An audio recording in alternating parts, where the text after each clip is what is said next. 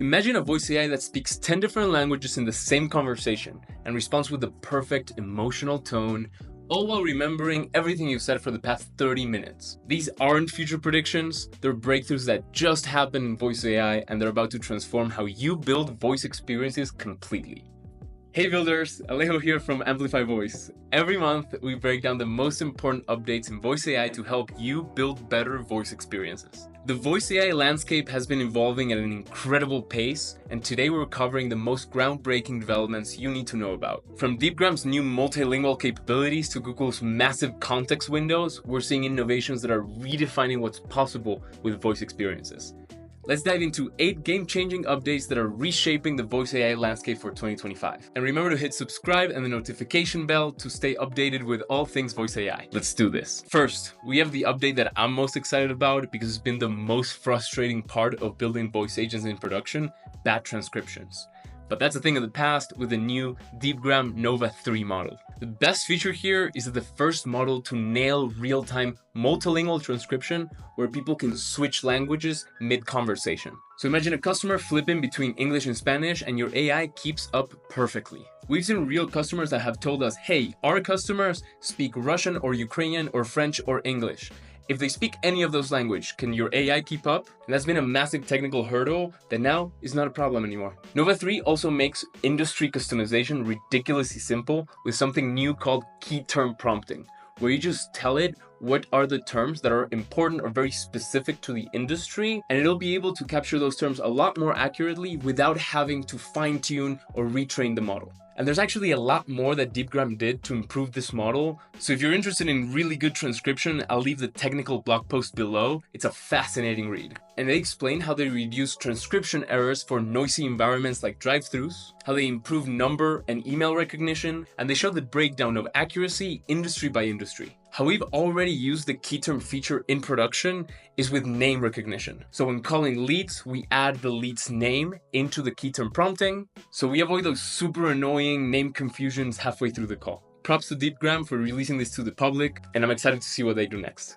Second, Google just dropped an experimental version of Gemini 2.0 Pro, which has a massive 2 million token context window. It's a very intelligent model for very complex prompts, but you wouldn't really be using this model for 3-4 minute long conversations. Rather, this model is particularly useful for very long conversations. So if your use case requires conversations that are 30 minutes long or longer, or it requires a lot of external context, or remembering a lot of previous conversations, this is the model for your voice agent. And you've probably heard the term needle in the haystack, and this is the best model at finding the exact piece of information that you want or asked for out of a massive context. So out of a long conversation, it does really well at keeping the thread of the conversation, and if your voice agents need to have really long conversations, this is the model for you. But the reality is your use case probably doesn't need this heavy of a model, and that's why Google also released Gemini 2.0 Flash, which is twice as fast. And as I always talk about, do you want more performance or more speed? This model has an excellent performance versus speed trade-off. And as I've talked about over and over and over again, speech native models, multimodal models are the future,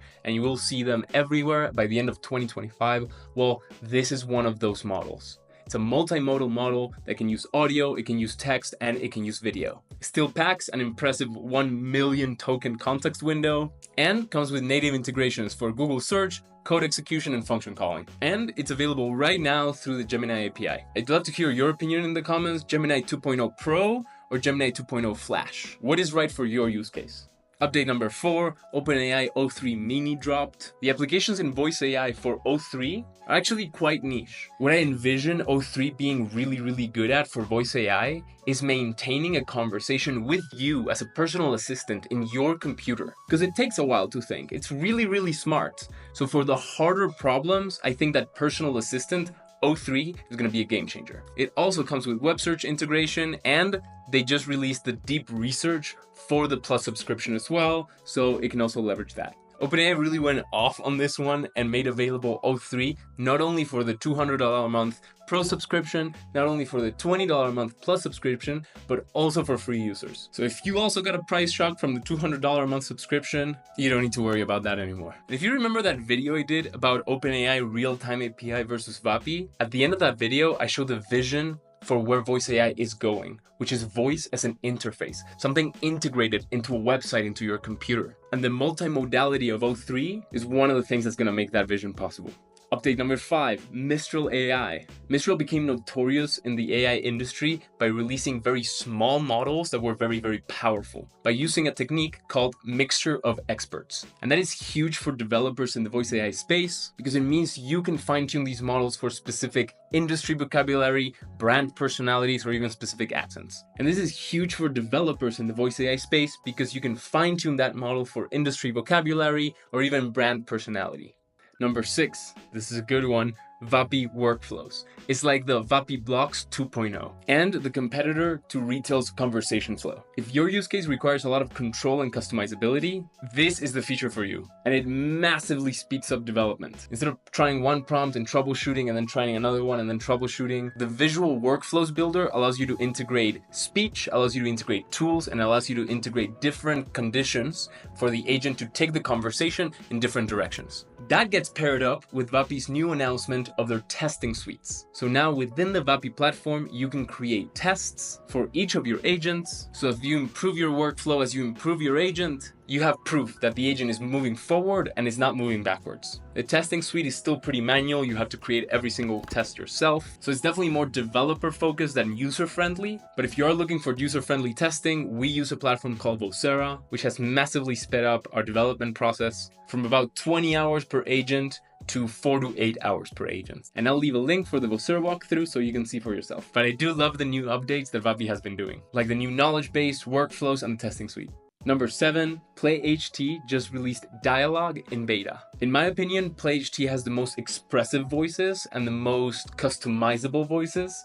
They do have their issues, but what makes PlayHT Dialog special is that it's an end-to-end AI speech native model that actually uses the entire conversation as context. So again, we see another company stepping into the speech native models. And the tech that they built into it is actually pretty interesting.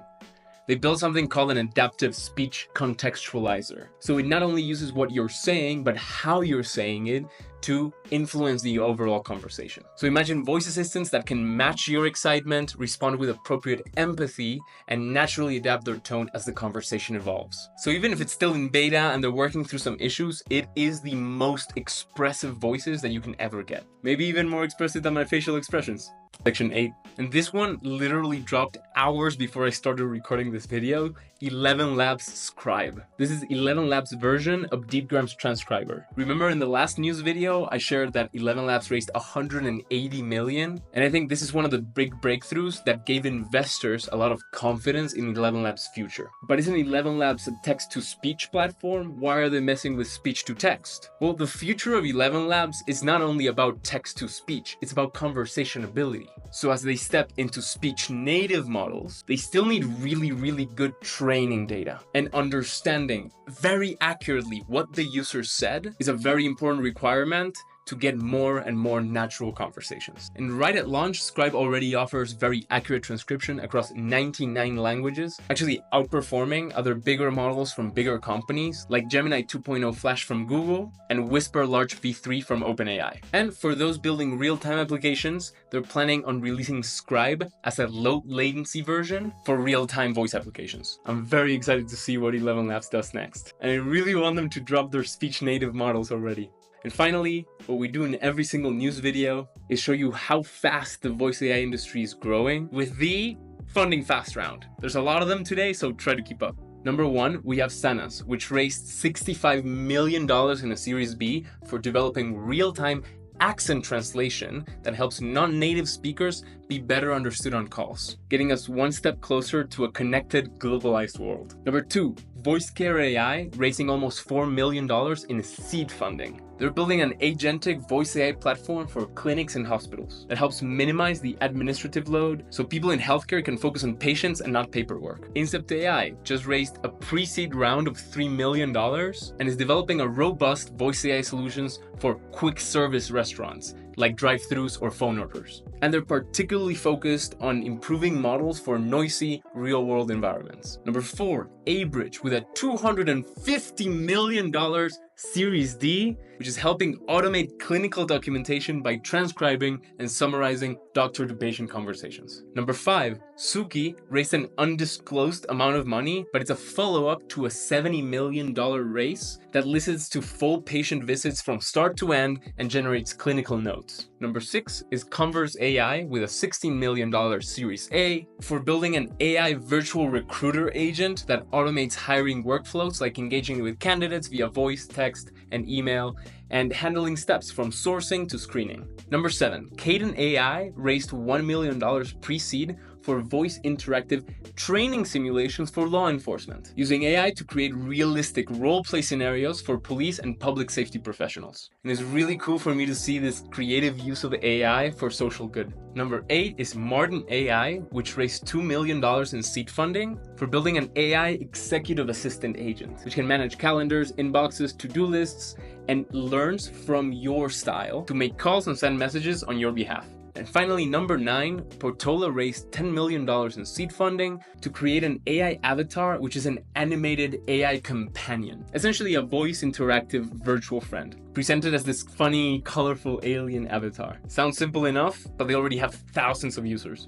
What an awesome time in voice AI. From Deepgram's breakthroughs in multilingual real-time transcription to Gemini's 2 million token context window, you are witnessing a massive leap forward in every aspect of voice AI technology. Transcription, reasoning, and speech. And it really feels like voice AI now has no limits. And the evidence of the breakthroughs are in the money. The reason there's so much money being put into healthcare now is because it's one of the riskiest fields for AI. If you get bad transcription between a patient and a doctor, then that can mess the whole diagnosis up. Or if the AI suggests to the doctor that it could be one thing, it could lead the doctor professional's opinion in the wrong direction. The money being poured into healthcare is proof that the technology is now ready. So I'm really curious to hear which of these developments excites you most. Are you looking to build multilingual voice agents, implement more natural sounding and expressive responses, or create specialized coding voice assistants? I'd love to hear from you in the comments below. Thank you so much for watching. We're experimenting with these voice AI roundups, and your feedback is crucial for us. Would you like more technical deep dives, more implementation examples, or just a different format for these videos? I'd love to hear from you in school and in the comments below. And remember to hit subscribe if you want to stay updated in the voice AI revolution. I'll see you in the next one, and remember, never stop prompting.